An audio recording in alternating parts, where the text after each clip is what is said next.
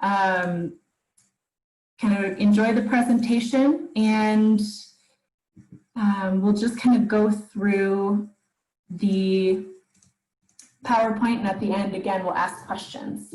And so, as I mentioned before, it's a partnership between our 3 organizations, and Evergreen Fire Rescue is kind of the end user of this tool. And what we're doing here is we really want to share with the community what has kind of gone into the product, what you might be able to use out of it, and kind of what the state of wildfire risk is in Evergreen. For those who aren't familiar, CWPPs, or Community Wildfire Protection Plans, the purpose really is to prioritize risk. Of course, we all know, living on the Front Range, that there are quite a few risks, but this is a way to best understand what they actually look like and prioritize some actions that can be taken on a large scale and then at a homeowner scale. And I think it's really important, it's on a lot of your minds. The Elephant Butte fire just happened, of course. And so I'm going to kick it to Paul Amundsen quickly to talk a bit about the Elephant Butte fire and just give you guys a little bit of an update before we dive into the CWPP presentation itself. And so I'm going to hand it to Paul here. And all right. Can you hear me? Yes. All right. So Paul Amundsen, wildfire captain here at Evergreen Fire Rescue, and I was the initial IC on the Elephant Butte fire. And just to give a quick update, the fire is still active, investigation going on, so I don't have anything new to report as far as cause, but it is still being investigated. We're looking at calling the fire out as of this Friday. The mod is going to be up there this week, and just confirming that, you know, there's no lingering hotspots or any potential risk. And just to give everybody an idea of the delay of that is that we want to ensure that it is completely out before we officially call it out. Kind of walk through what I want to do is take some time and go over some of the evacuations that occurred during the Elephant Butte fire. And initially there were 2 polygons that were evacuated immediately once I arrived on scene and got with some of the sheriffs and JeffCom. But as you can see, the pink area there is the overall evacuation, the end evacuation area. But this went, if you can track where Evergreen Lake is, the initial 2 polygons were in that Elephant Butte area and along Upper Bear Creek on that north side of the fire, north side of Elephant Butte. And then as the fire progressed, we started evacuating things to the east and from Buffalo Park Estates down to Highway 73 initially, and that was kind of our second phase in the Alderfer area and to the east. And then the third phase, we expanded it more than that. So from an evacuation point this is the first time that we were able to use the Jefferson County Sheriff's polygons in a evacuation set for Evergreen Fire Rescue. And in my experience, I'm very pleased with how that rolled out. I have not got any feedback from sheriff or the public that there was any congestion or any difficulties in the evacuations themselves. There are some things that the sheriffs are going to be looking into as far as the code red and how messages were sent out.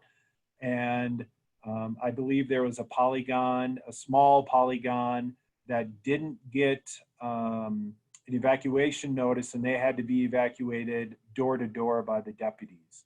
So we are aware of some of those issues, and we are actively working on that and scheduling meetings with the Sheriff's Department and others to try to solve and resolve those issues. But overall, the evacuation, from my perspective, went very well.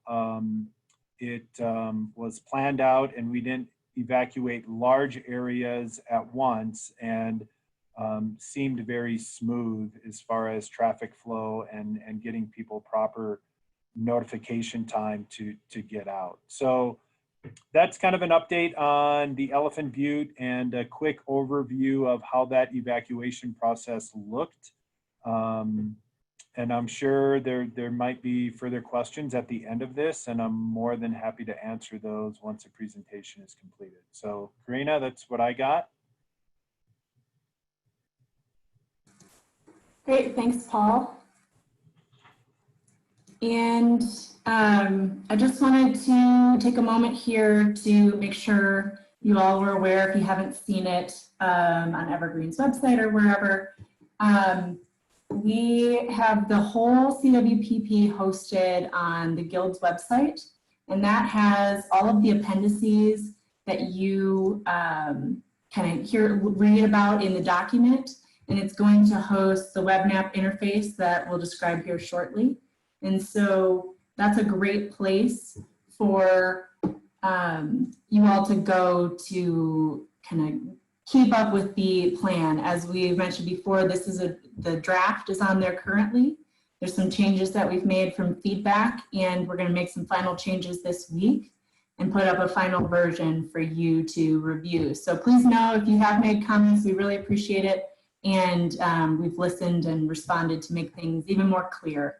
And I just wanted to kind of do a quick poll and see if who of you here have read the CWPP, just to get a sense of what we are, where we're at and kind of the awareness of the document.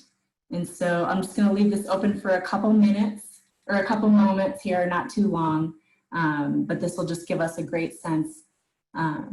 And again, I think what's really going to be helpful is kind of keeping track of this one website. It's where all of the final documents are going to be and any updated versions. And that is the way that you can kind of keep up. So with 75, almost 80% voting here, I'm going to close this down. It looks like the majority have not read the document yet, which is not a problem. And I think it's here today, you'll hear a little bit about what's in it and what you can expect. But if you're looking for a lot more detail, that is where you'll be able to find it. And so some objectives here before we hear from Rod are we're going to discuss just a kind of, like I said, a brief summary of the CWPP. And then we're going to go into some of the specific things that you guys can do. There's a lot of resources in your community, and I want to share those with you. But the real point here is to kind of give you a teaser into the CWPP, give you some action items that you can actually go forth and do, and then answer any questions that you might have. And so one question that we have gotten a lot is, can I zoom in to this information and figure out where I live?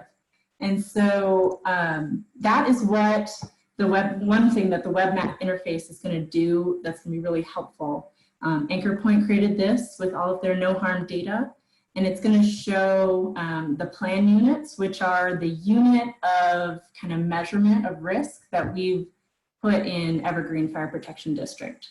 And so each plan unit was chosen by Evergreen Fire Rescue and was the basis of all of our work and all of our risk modeling. And so you'll be able to see that along with some of the other data that went into the CWPP and the ways that we measure risk. So without further ado, I'm going to stop sharing quickly, and I'm going to let Rod share his screen to do a little bit of a tutorial on the web map interface so that you can utilize it. It's going to be hosted on that same Evergreen CWPP website from the Guild, and so you'll be able to see it. But this is just a little bit of a tutorial from Rod from Anchor Point. All right. Okay, well, thanks. So what I want to make clear is that we are showing you how the system works, and I won't specifically be going into how we got the ratings we did at this point, and that's in the CWPP as Karina mentioned. But the intent of this web map interface is to take a CWPP, which is a very dense, lengthy document that has a lot of analysis in it, but at the end of the day, it's a report, which is sort of flat. And when you use this web map interface, and so much of the information is geospatial, meaning that it's based on mapping and visualization.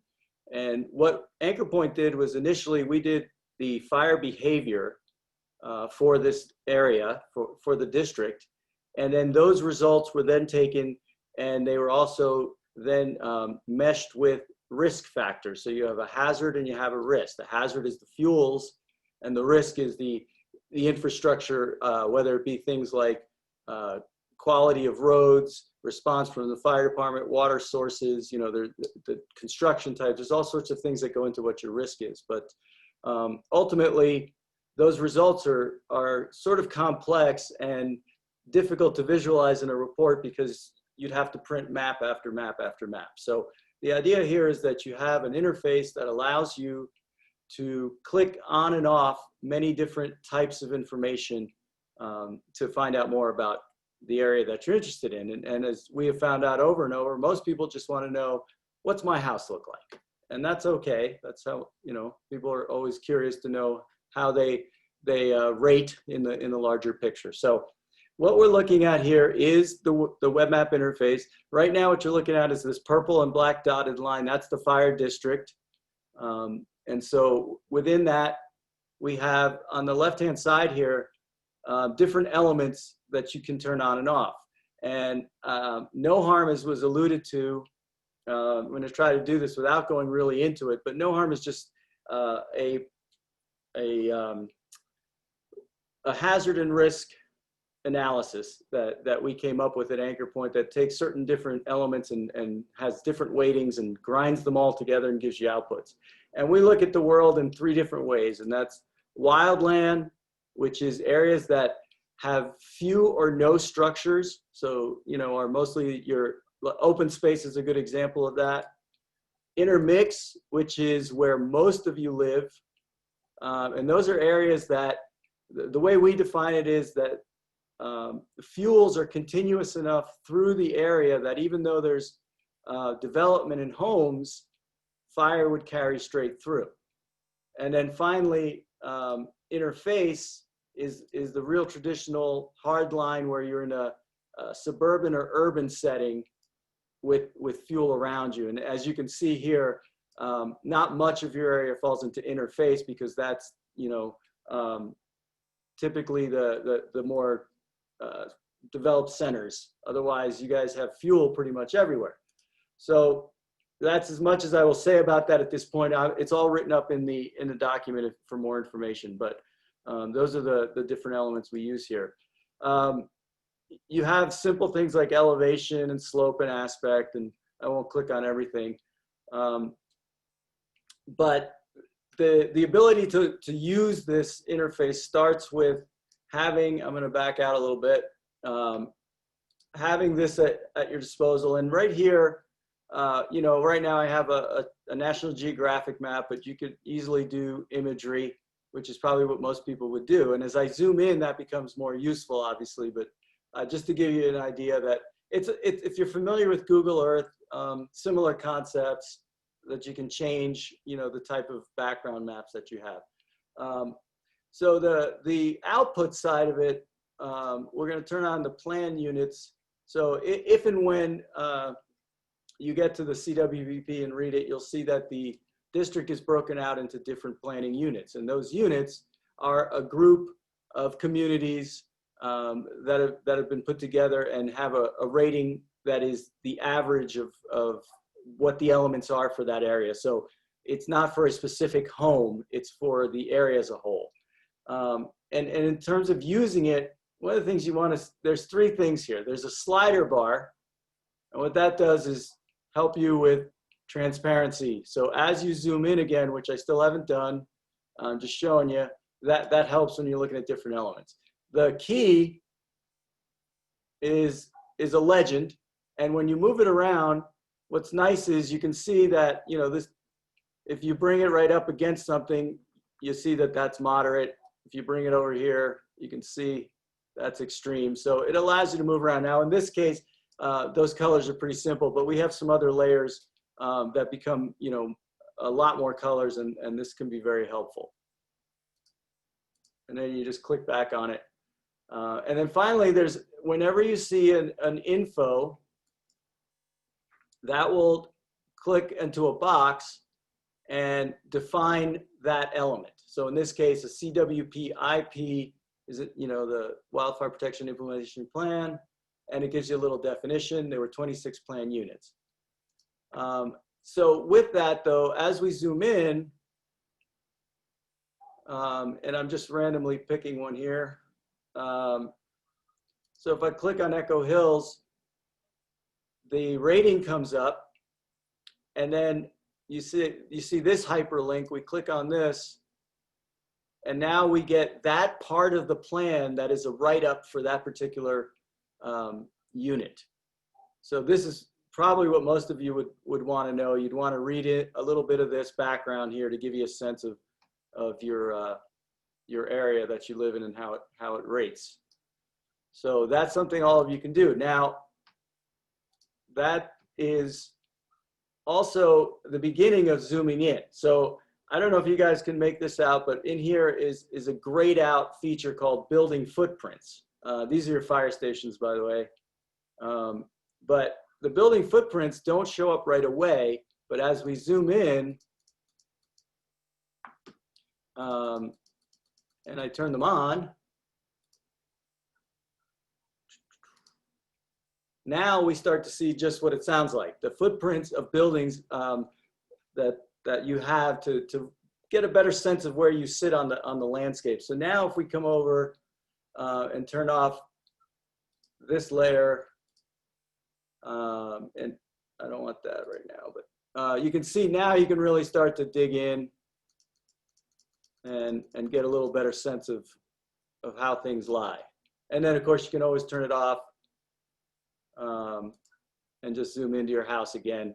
And then this is where you would say, okay, well, how do I rate? You turn this on, but you can't see your house anymore. So then you would just start to fade it in and out.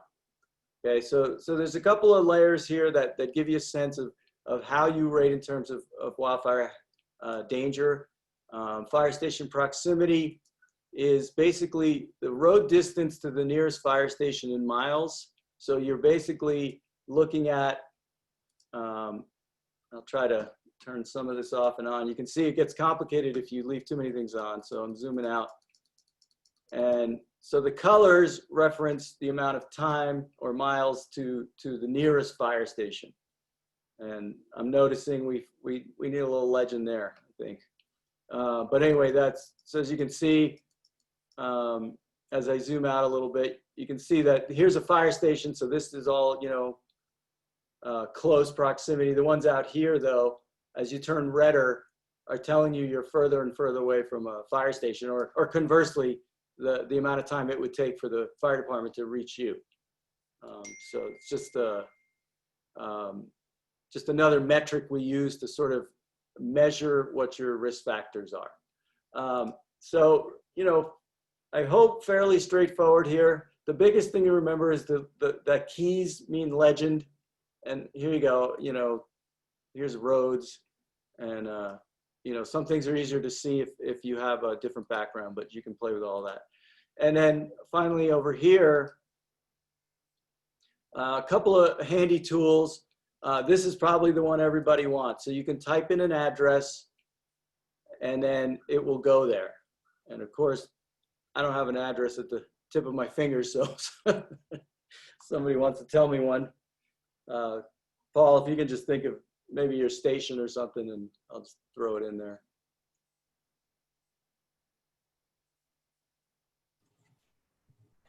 (1802) Bergen Parkway. Oops, Bergen. And I got to learn how to spell Bergen Parkway, Evergreen. And then when you hit that, and it'll give you the options. And in this case, we know that it's this, but you know, if you just clicked on the address, it would take you there. Okay, so that's probably the feature most of you would want to use pretty quickly, is to just type in your address and find where your homes are. We have a measure tool, which is just what it sounds like. You can do both acreage or you can do length, you know, so you could click from here to here, 900 feet, and then click it off, or you can also do measure an area. So, you know, how big is my field here, and you just click around there. So you can see on the fly, it just tells you it's about 3 acres. So those are just some tools you have available to you. You can place a marker. This may or may not be useful to you all, but it's just you come in and you drop a point. And once you have that point, then a lot of the other information comes up for you that helps you. It tells us that this is an interface, and if I, you know, turn this on, it would show up in there. So it'll start to fill that in. But it's interface, and then the risk ratings are just the point structures. And again, those are in the methodology, but less important to you than just understanding the adjective ratings. Gives you a little information about the elevation and slope and aspect and things like that, and then a lat long if you needed it. So it can be moved around to different things. So those of you who are interested in you know, whatever it might be, you have that feature as well. And I think that's really the overview of it. If you spend a little time with it, you'll see that there's a lot you can get from it, and it'll tie in very well with the report itself, and help you to understand better how you sit as compared to other folks and what you can do to help yourselves. Awesome, thanks, Rod. Oh, give that back to you. There you go. Awesome, and I will share my screen again. Thanks to Rod for giving us a little tutorial on that. I think it'll be really helpful to make sure when it's available that there's no confusion there. And I wanted to also, I forgot to mention earlier, I wanted to really thank some of our other partners and stakeholders that were a huge part of this project, which includes Colorado State Forest Service, Jefferson County Open Space, Jefferson Conservation District, Denver Mountain Parks, Coalition for the Upper South Platte. I might be forgetting some, but they're certainly mentioned. Also the U.S. Forest Service, Arapahoe Roosevelt, certainly a big part of this project as well, providing data and feedback. So I also wanted to thank our partners there. And I'm going to go here and just give you guys a little bit of some basic terminology so that we're all on the same page. I'm going to go through this fairly quickly, but I just wanted to make sure that when we're talking, I saw some in the chat, some confusion on a couple terms, that we're kind of all on the same page. And so I just wanted to kind of go through fuel here. What we're talking about is both live fuels, which is, you know, vegetation, and then dead fuels, so kind of standing, dead. What we're not addressing as fuel, and what we don't have a way to do yet, is include homes as a fuel. We don't have enough data to include that in fire behavior modeling. So what Rod was discussing with fire behavior, it's going to be based on the vegetation and the fuel that's available, and not based on all potential flammable structures like homes, though we are modeling risk to structures. And so another thing I'd want to really quickly go through here is what a flame length is. And so, sorry, that picture's a little bit grainy, but I just wanted to kind of put that out there and that image in your mind as we talk about flame length later, especially around roadway survivability. That is going to be really important because flame length that comes from a vegetation is something that we have a scientific data set for, and we can say what an anticipated flame length will be. And it's not just a straight up and down flame, it is based on, it can be affected by wind and topography. So I wanted you all to kind of have that in your mind as we discuss some of the products that we put together, like roadway survivability, where we're measuring that against flame length. We also mentioned in the CWPP radiant heat and embercast. And so this is just a quick graphic of what that looks like and the distances at which those are modeled. And again, it's a model. It is based on vegetation, and it is a way to prioritize and show risk and comparative risk. It is not, a phrase we use all the time is all models are wrong, some models are useful. So there's going to be points here where we have modeled fire behavior where during an actual fire, it might behave differently based on, you know, moisture in the air, the slope, whatever kind of conditions are on the ground. And I just want to kind of keep that in mind and set that precedent here. But when we are talking about radiant heat and embercast, this is what we're talking about, and we're measuring it kind of around the home ignition zone. And then lastly, one term that I want to both clarify and make sure everyone's aware of is what a red flag day is, or a red flag warning. It's based on weather criteria that is done from the National Weather Service. And it's what calls a, there's kind of these two options here on what will create a red flag warning. And I just want to have that in the back of your head as residents. It's really important to be attuned to red flag warnings, not just kind of burn bans and things like that, but red flag warnings, because they're conditions where a fire is going to be more dramatically difficult to control. And so I'd like to go forward here and just kind of don't take this information in too seriously beyond the fact that this is what we're talking about fire behavior modeling. So this is the underlying, one of the underlying things that influences what we're outputting. So this is that fire behavior modeling that we were discussing. And so this information is big scale and it's really hard to prioritize and to understand. And so what we've done in the web map interface that Rod has shown and the work in the CWPP is a way to break down that information into more usable chunks. And that's where, again, those plan units come in. And that's how we're kind of dividing up and taking a look at comparative risk within Evergreen Fire Protection District, which is this shape that you'll keep seeing. That is how we're doing our analysis. And you saw this on Rod's. This is also in the document itself along with a description of what went into these risk ratings. And I'm not going to go into all of the detail of all of the variables right now that went into this risk rating. But what I want to share with you is a couple of things that do appear in the CWPP, and I want to help you to understand what they are and how you might use some of these. That's not to say you might use every single tool. But as I mentioned before, we wanted to find a way to also give Evergreen Fire Rescue some tools.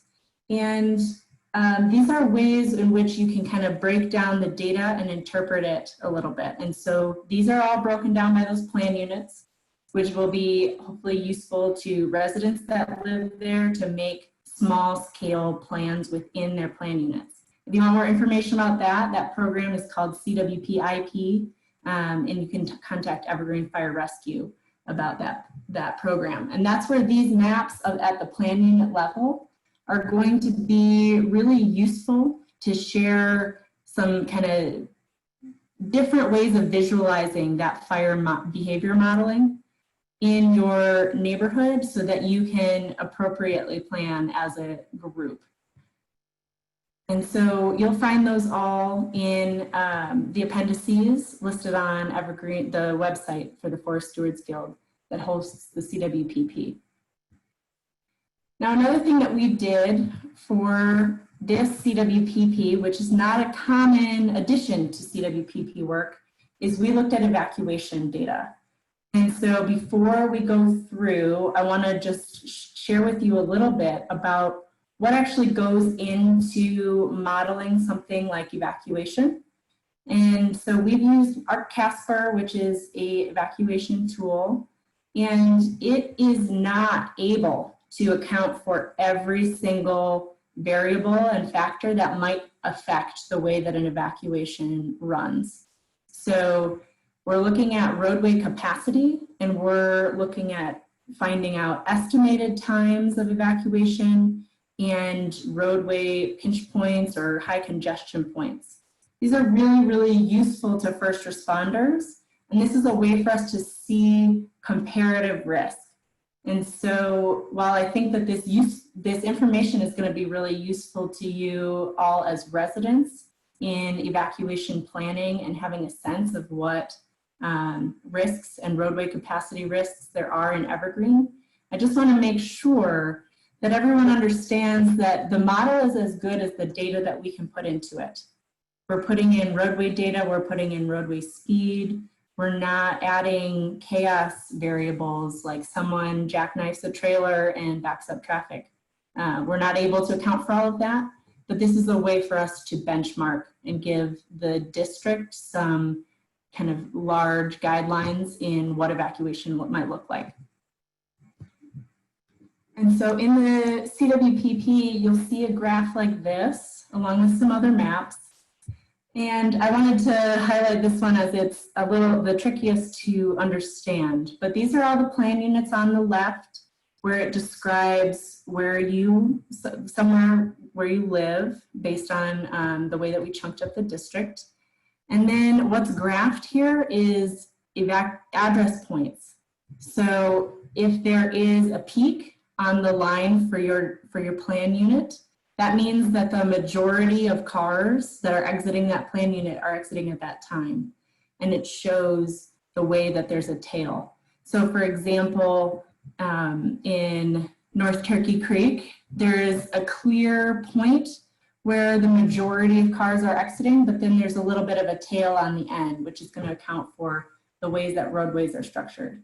So this really helps give you a benchmark of time that's based on a model and not accounting for everything that might happen on the day of, but then also helps first responders understand what different neighborhoods might be dealing with in regards to roadway capacity and kind of this approximated timing based on the model. And so I know that there will be a lot of evacuation questions, and I want to address those at the end here, but I just want to make sure that that's well understood in what we were doing in modeling evacuation data. We weren't doing research. We didn't try it out. We didn't make you all leave your homes, but we were modeling with spatial analysis. Another thing that we did for roadways was we took a look in each plan unit and across the whole fire protection district. We took a look at those flame lengths against roadways. I mentioned before that they can be affected by wind. And so where vegetation is high along roadways, we wanted to be able to show you under really extreme weather conditions, which is, you'll read more in the document, it's 90th percentile fire weather conditions. We wanted to be able to show you the parts of roadways that were not only with greater than 8 feet of flame length, but then also you can see in orange here where high evacuation congestion and 8 feet of flame length over a roadway or greater are in the same location. So that is what we're doing here. We're trying to prioritize roadway treatments. And so again, I just want to reiterate that the purpose of the CWPP and the work that's been put into it is to help prioritize these areas and make sense of the fire risk that does exist in Evergreen. And so you'll be able to see these are all available on the website as well. And it's important to note that these are intended for maybe not only Evergreen Fire Rescue and Jefferson County and different organizations to be working on, but these are things that you can be working on in your neighborhood. So I want to put in another plug for that CWPIP work.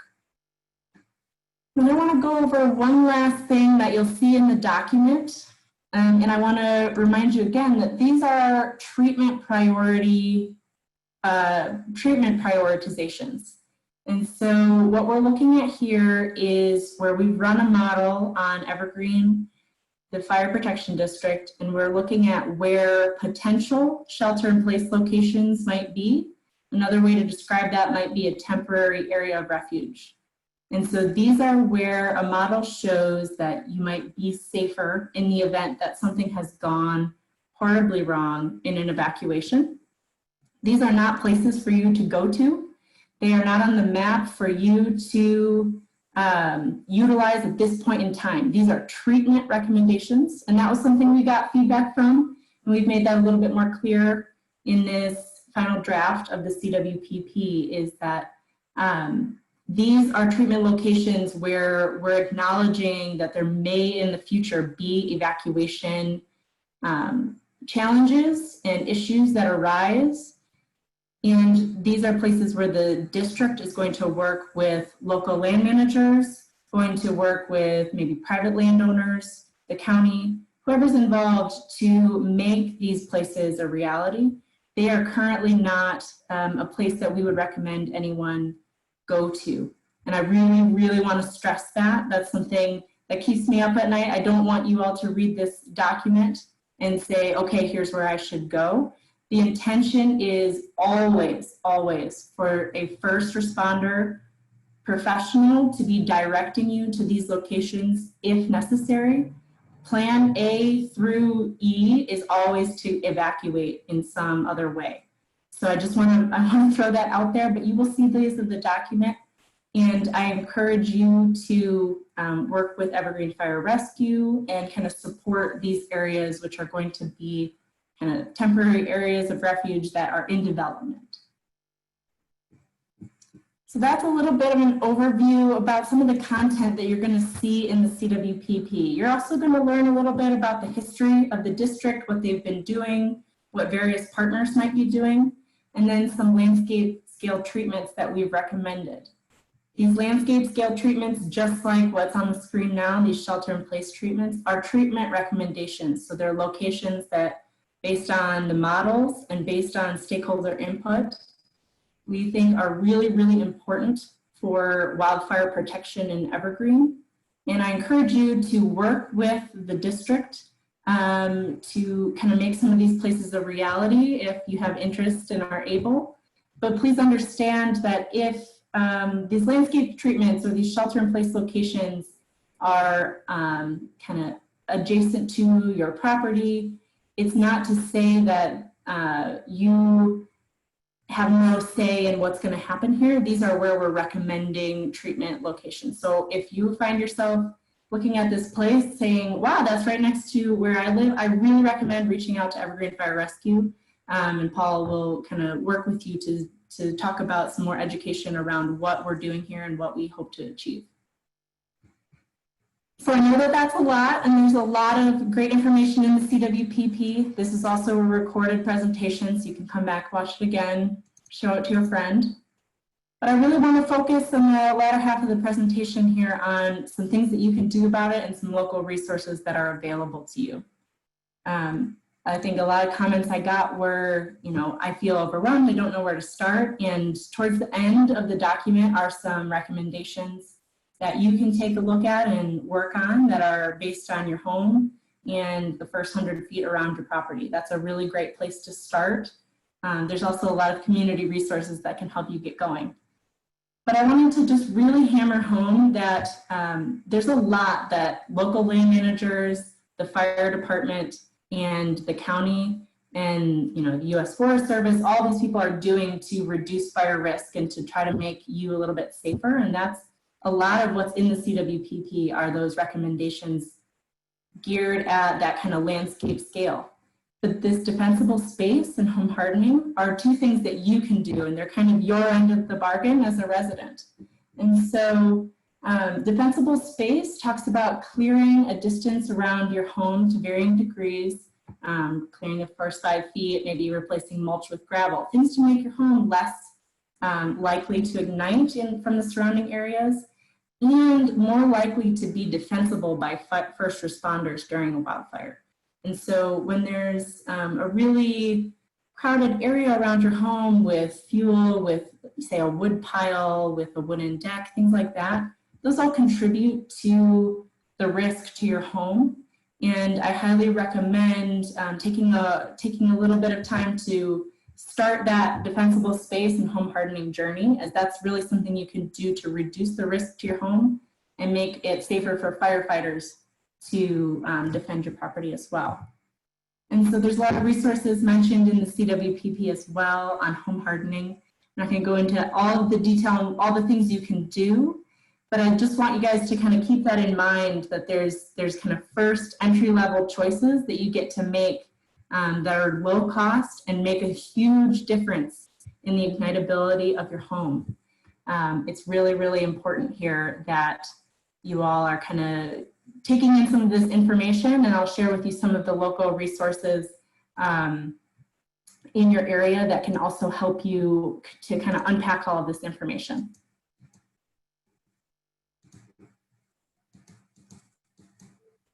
And so these were these landscape scale treatments I mentioned before.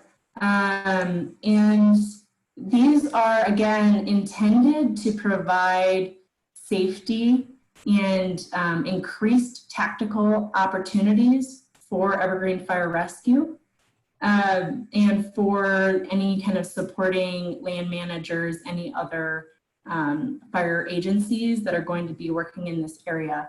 And what's really, really important here to understand is that there is no one fuel treatment that is going to kind of make a break. Like a lot of people like to use the term fire break or fuel break. It's not that we're going to be able to prevent wildfire from spreading and spotting, but these are locations that were really key and very treatable to increase the tactical decision-making options available to firefighters, first responders, and residents.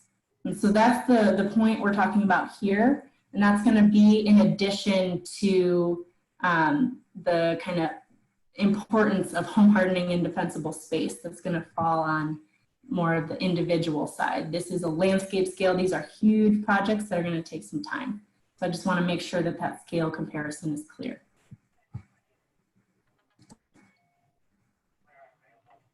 Really quick before we kind of go through to some local resources, what I'm talking about at that landscape scale too is a way, when I'm talking about fuel treatments that make tactical response easier, what we're talking about is when we as firefighters are looking at the way that fire spreads in an area, we're worried about the crown fire activity, and we're worried about how difficult an area might be to suppress. And so what fuel treatments can do is can make it easier for a response.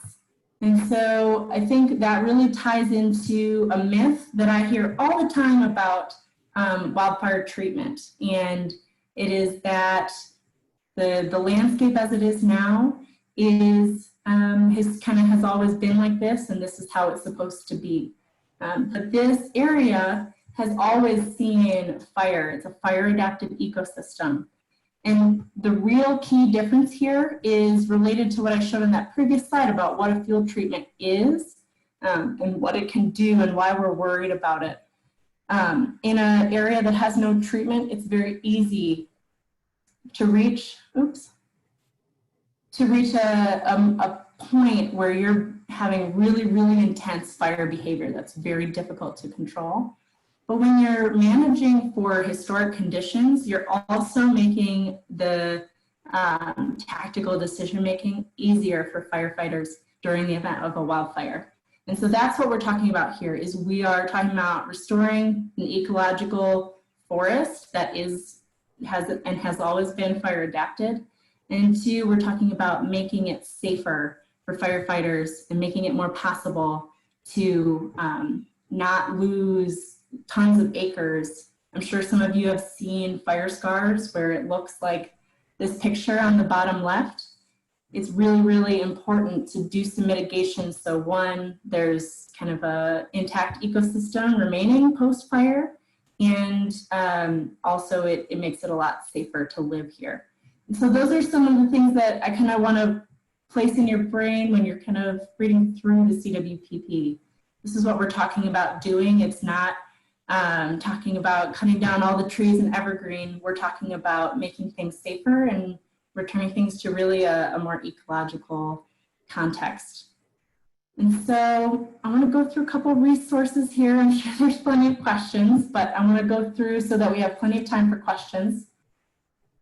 I want to highlight, when you're thinking about evacuation, there's this program called Ready, Set, Go, which can help you prepare for evacuation. It gives you some guidelines, reminds you of things that you've never thought of before to bring with you and consider when evacuating, things about large animals, your children who are at home during the school day, and you're commuting from Denver or something like that. So great resource that you can use to do evacuation planning. I also want to plug Code Red. Of course, Paul was mentioning before the Jefferson County evacuation polygons. We've talked a lot about evacuation. Really, really, really important that you sign up for Code Red and are having communication during the event of a wildfire so that you know what is going on, when to evacuate, or if you need to evacuate at all, not over congesting roadways.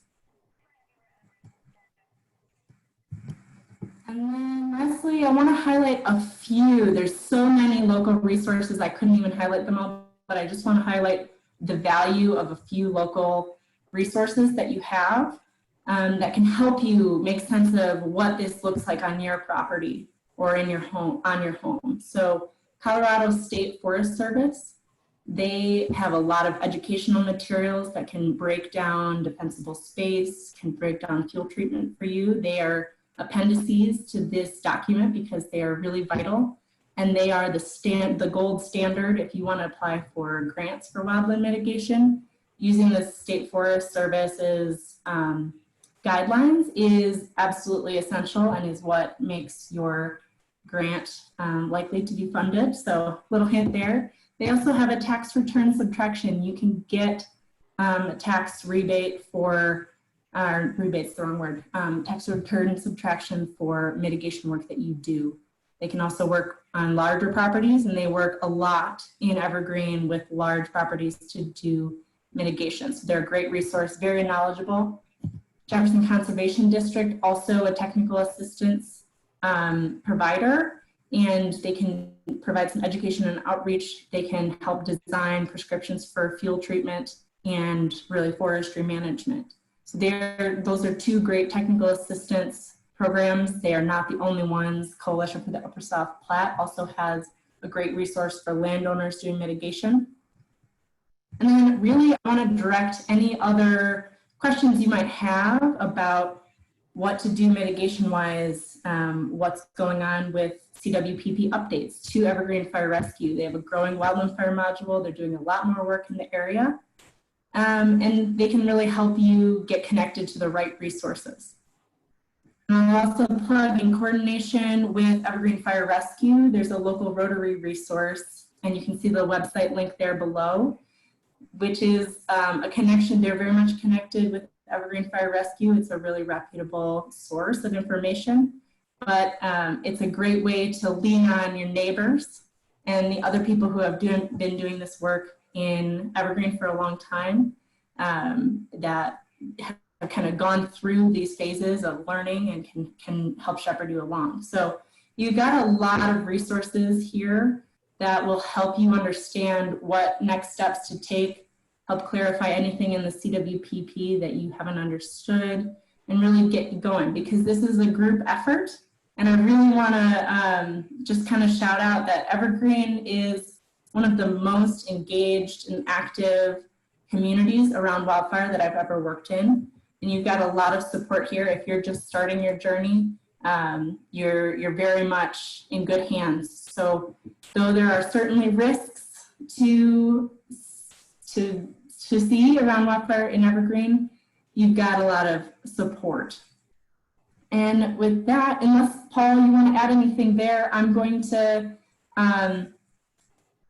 let you guys all know how we're going to handle the questions section. Thanks, Karina. Yeah, I do want to add a little bit. Just the partners, you know, you're mentioning there's a lot of resources here, and the partnerships that we have with the stakeholders really have made a significant difference. You know, the Upper South Platte Partnership and all the partners that you mentioned with the Forest Service and both U.S. and state, many partners, our local mutual aid and fire protection districts. We all partner together, and you know, we're all trying to move in the same direction collaboratively and using same programs, same format, same standards. And it's really encouraging and exciting to see the partnering of all the stakeholders that were involved. And it's really exciting. So with that, I just wanted to allude to that, not only the great residents and citizens of Evergreen that can now participate in this, but we've been working with our agency partners, you know, trying to move a lot of this forward as well. Absolutely. Well, great. So we're going to move on to some questions, and I'll let it marinate for a little bit here. I think first I'd love to ask you guys a couple poll questions, and we will then go into some questions. So I wanted to just ask this question really quick of all of you before moving on to questions that you have for us. Wanted to get a sense for Evergreen Fire Rescue if you, what kind of awareness Elephant Butte Fire has brought to you. We haven't had the opportunity before to have a CWPP and a active wildfire kind of coincide like this. And so we're really interested to see where people are at with that information.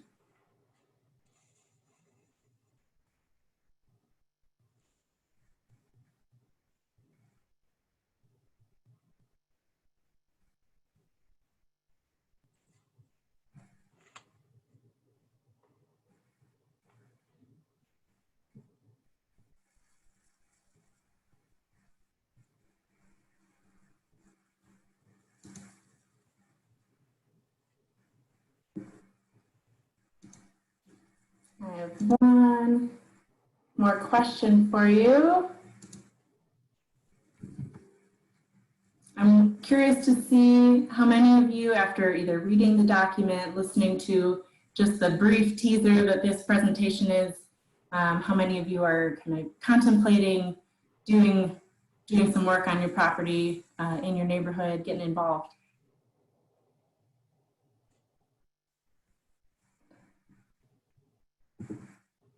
We got 100% here. Awesome.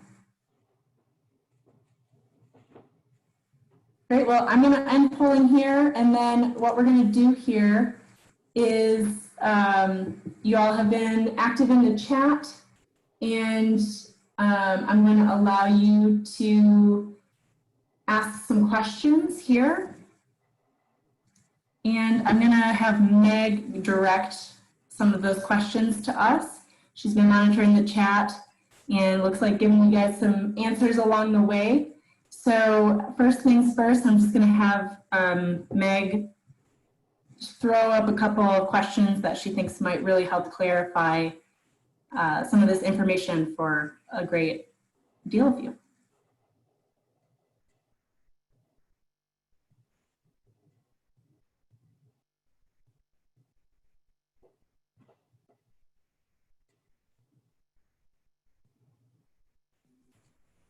Hello. So Karina, one of the first kind of gotten a couple questions about where the Zoom recording and the slide deck will be made available to people.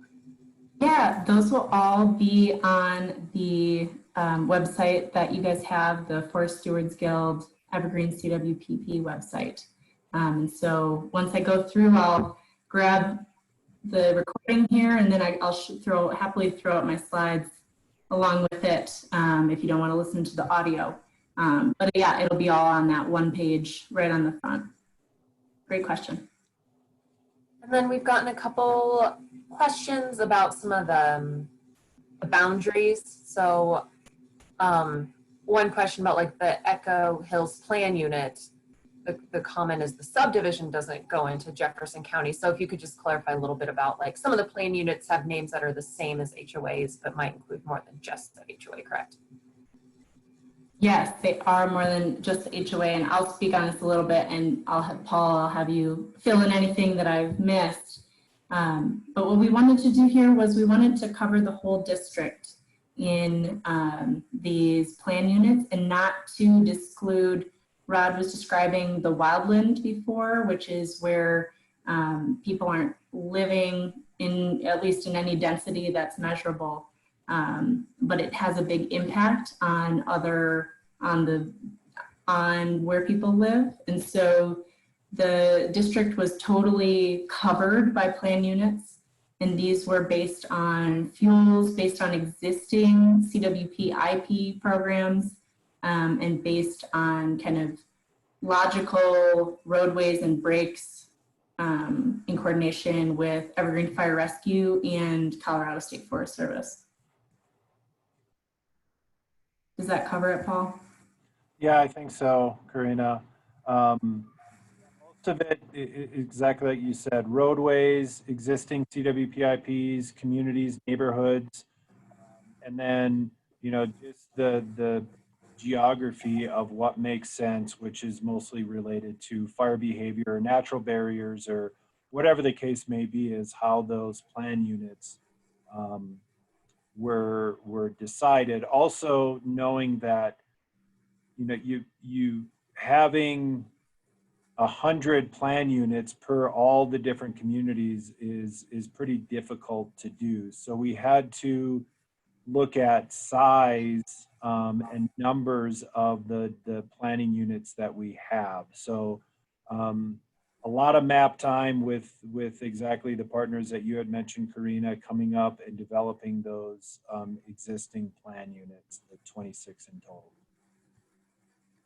One thing I just thought of that I wanted to add was that with all those appendices where you're able to see description, maps, photos, you shouldn't be lacking anything by including an area that, say, is kind of beyond your HOA. You'll have all the information for where you live, and what we really want to do is encourage you to work on those kind of plan unit scales because they can be useful. But in the case of, say, Echo Hills, where part of it is Jefferson County open space, that's going to be a partnership with them and not all your responsibility, of course.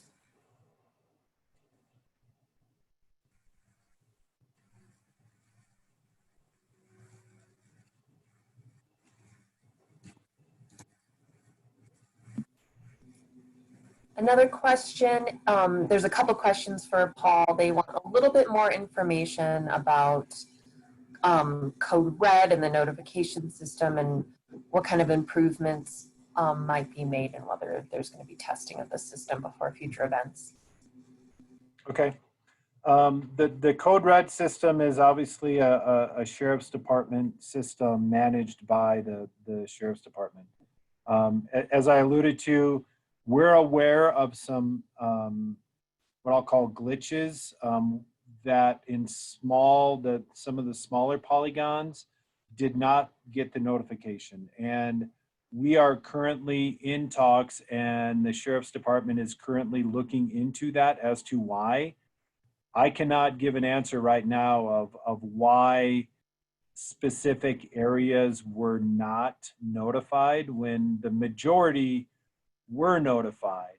I am hoping and here sooner than later that between us and having conversations with Jeff Com and the Sheriff's Department and emergency management, that we can figure that out and hopefully have some testing down the road to ensure that all the notifications are going out to all the different polygons throughout the county. Great. And then hopefully that'll give people a little more confidence. Another question is whether Evergreen Fire and Rescue will inspect people's property and give them advice on reducing fuels, or this isn't part of the question, but if not, are there resources that you can suggest people use to get some like site-specific, home-specific guidance? Yes, great question. And I'm going to have a little go back on the evacuation. There's always a contingency on the code red, meaning we got notified that there were areas that did not get the notification, and the sheriff's department immediately started going door to door, whether it was door to door or bullhorns through the communities to evacuate immediately. So there will always be that contingency plan moving forward in the future. Hopefully that does not happen again, but there's always that contingency plan. As far as the home, I'll get into our home assessment program just briefly. Between Elk Creek Fire and Evergreen Fire, we have started a home assessment program that we are currently training and are about ready to start doing some home assessments within the fire districts. That will be a slower rollout here in 2020 to get the kinks and any bugs that may be in the system. And then the plan is moving forward 2021, we will have that up on our website and folks will be able to sign up for a very thorough home inspection, which we're looking at the home hardening side of things, of what you need to do on your structure itself, and the defensible space or the vegetation management around your property. And really, really exciting that we're going to be offering that out really full speed ahead in 2021. So we will be offering that out. Elk Creek is starting that as well, and they have started doing some inspections, but again, we're not able to do high volume yet because we're training assessors, and right now we don't have all the assessors trained up, so we're not at the point in time to where we can accommodate high volume. So once we get our trained assessors, then we'll roll it out full speed ahead.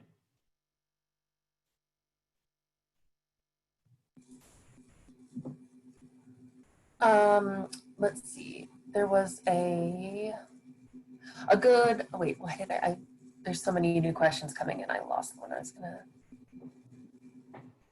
I just wanted to address one that I just saw because it's going to be super quick. We're hosting the document on the Guild's website because of the size of it, and we have kind of the capacity to host such a large document and all of the appendices.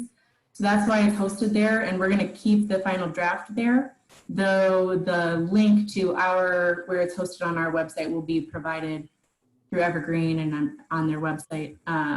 We're going to host it on ours just because of the sheer size of it. So another question, Paul, people are wondering what the best source of information is to keep updated on local wildfires. Is there a website that people can reliably use?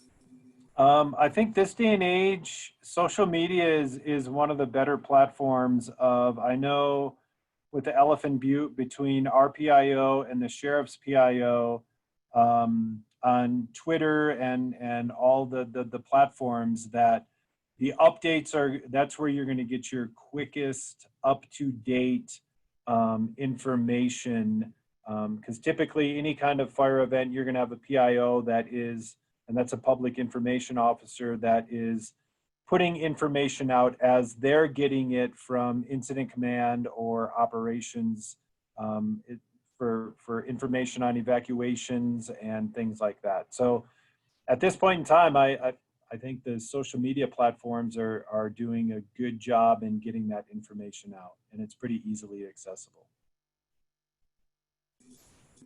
And that would be from the Evergreen Fire. Evergreen Fire, yes. Evergreen Fire Rescue has a Facebook and a Twitter Nextdoor and Instagram accounts. So, paraphrasing, another question is about within a neighborhood or an HOA, is there a prioritized list for actions to make the neighborhood safe or the homes within the neighborhood safe? So I guess, Karina, the question is more like, can you explain like how to go about making a decision when there's so many different options to mitigate property in the neighborhood? Yeah, great question. There is no kind of exact list that we've provided in the CWPP of kind of prioritizing one value over another. And that is intentional because it is not something that we want to, as kind of a third-party contractor, prescribe exactly what the formula is. It's going to be different per plan unit, and even there might be different sections of a plan unit that might have kind of, one is really a roadway capacity or roadway survivability value, and one might be kind of reducing spotting risk. So I think what we've really tried to do is make sure that a lot of information is available and the context of what it means is available, so that residents, HOAs, plan units, and at a larger scale, that ability to prioritize and see what the risk rating and the values are is available. And Paul, I don't know if you want to add anything to that, but really want to make sure that working with Evergreen Fire Rescue, the CWPIP program that they do does have some kind of prioritization that they work through, but it's going to be based on what kind of risks you're dealing with in that area. And the plan units or the CWPIPs, that is exactly the process that they go through, is they identify the priorities within their communities or their neighborhoods of listing their top 6 ingress egress roads that need to be treated sooner than later.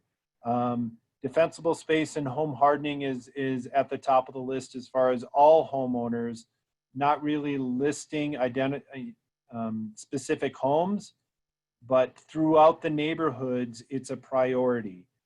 So that's the importance of the plan units or the CWPIPs as they develop their plans, is that really makes it neighborhood specific and then can bring it down to that home specific, where are we going to get our most bang for our buck as far as the risk, decreasing the risk and hazard within our neighborhood.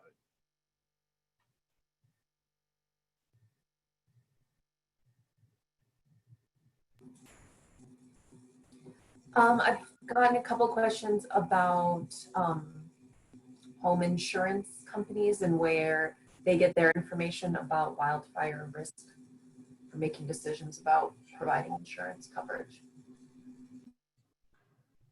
I'll touch on that just a little bit. I'm not an insurance person, but insurance companies in general, they are in the business of hazard and risk. And their modeling and their data that they have, I can tell you that any of the information coming out of the CWPP and Evergreen is not new information. That is their livelihoods of knowing the risk in whether it's hurricanes, wildfires, whatever it may be, tornadoes. They are very good at finding out what the risk is. I would concur with that. Yep, they already know, and I think that that's one concern, is that people are like, what if they read this? And I think now maybe the playing field to say is leveled, where you know too, and you have access to great data to make those decisions. And I think the caveat to that too, Karina, is that there's a plan moving forward with strategic treatments and roadsides and, you know, all of that moving forward of, we have a plan in place for priorities and where we need to do work. And the goal is, you know, let's get that done. So that's how we're going to be moving forward. Absolutely. Another question about somebody who says, if they're slightly outside of the boundaries of the Evergreen Fire Rescue District, what are their options and what should they do? And maybe you could also mention, Paul, some of the coordination going on among all the adjacent fire protection districts. Sure. I would talk to your local fire protection district and see where they're at with their planning process and if they have anything moving. I know many fire districts are very active in being proactive as well, which is great. And we've been communicating that neighbor to neighbor, district to district. So that would be my first step, is get with the fire protection district that you live in and see where they're at and what they have. And I will quickly try to find a link to a map so people can figure out what fire protection district they're in, and I'll put that in the chat. And a quick hint, in the taxes, it'll show where they pay taxes to. So if they go on the county assessor's page, look up their address, it'll show where their mill levy is going to, what fire protection district.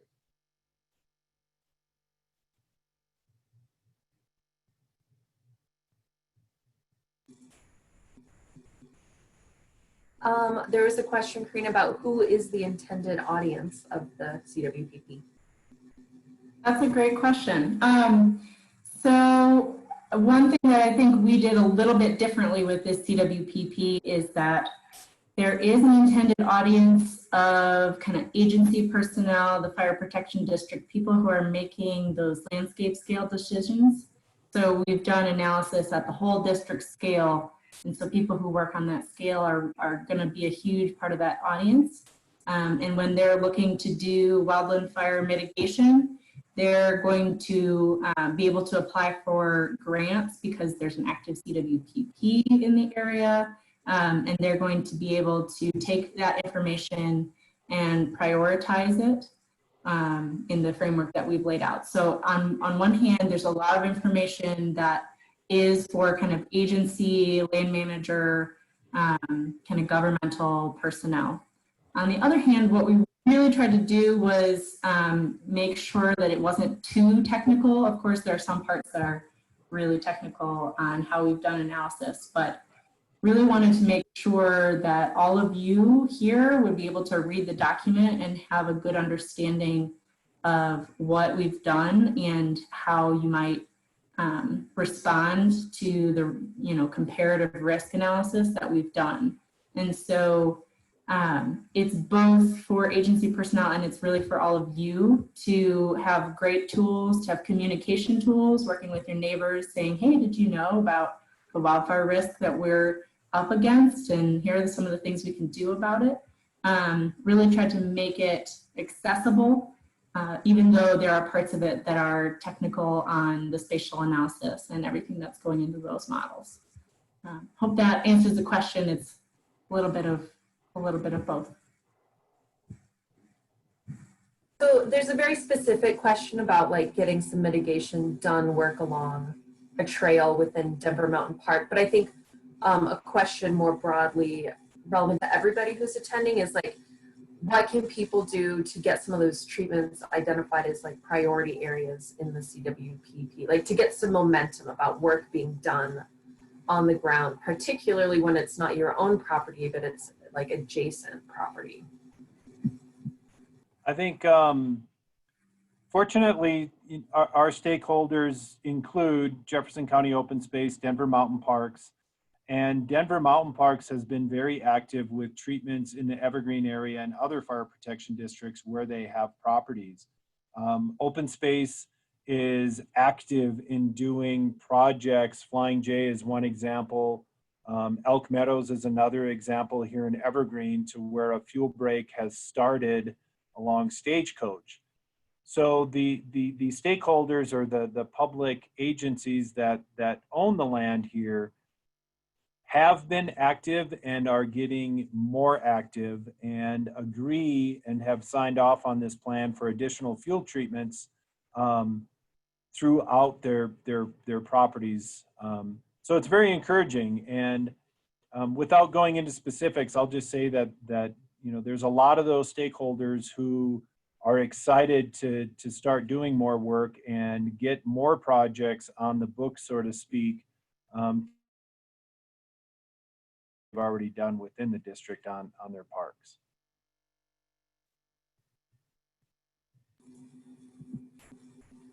Well, those are the primary questions that I.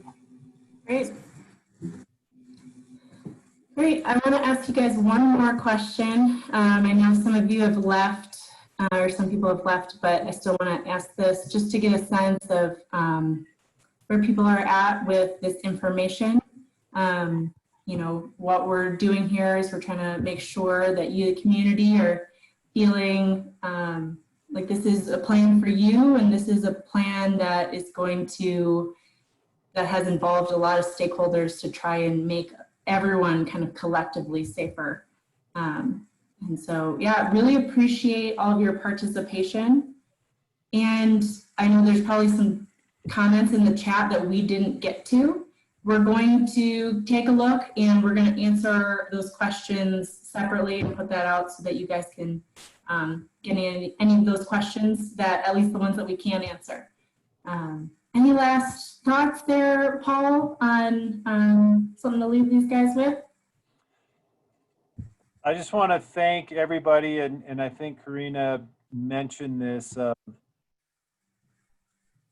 how much support and activity and interest that we've had throughout this process. It's very encouraging and exciting to see that we have motivated individuals and a lot of individuals that are helping move all of this forward on a lot of different levels. And I want to thank, there's a lot of people doing a lot of different things, and I want to thank them for all.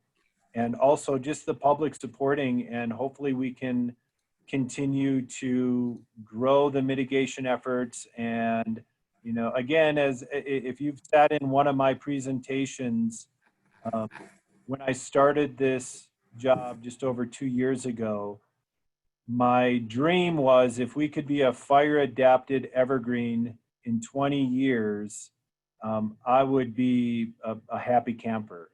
And realistically, I think that can be done before the 20-year period with the activity and momentum that is happening now. I'm optimistic that maybe 10 years I can be sitting on my deck, and when the fire comes over the ridge, I can take a deep breath and say, we're ready for it. We're prepared for it. I hope that's the case. It's always good to be optimistic, but I really, really appreciate everybody. And the best word is word of mouth, to spread to your neighbors and to community members to get folks involved. And that's where we're really going to make change, is getting people involved. So that would be my message, and along with the thank yous.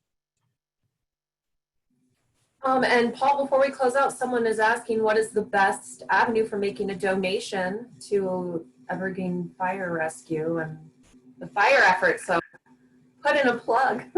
Yes, so you can come to the fire department and make a donation to the fire department. We have Monday through Friday, we're staffed here, so you can certainly make a donation to further the causes of continuing the good work here on the mitigation and wildfire prepared side of things.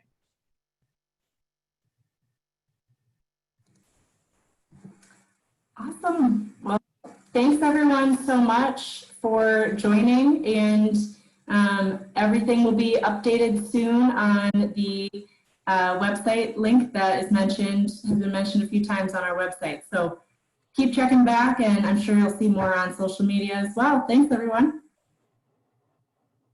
Thank you, Karina. Good job. Good job. Very well done. Thanks everyone.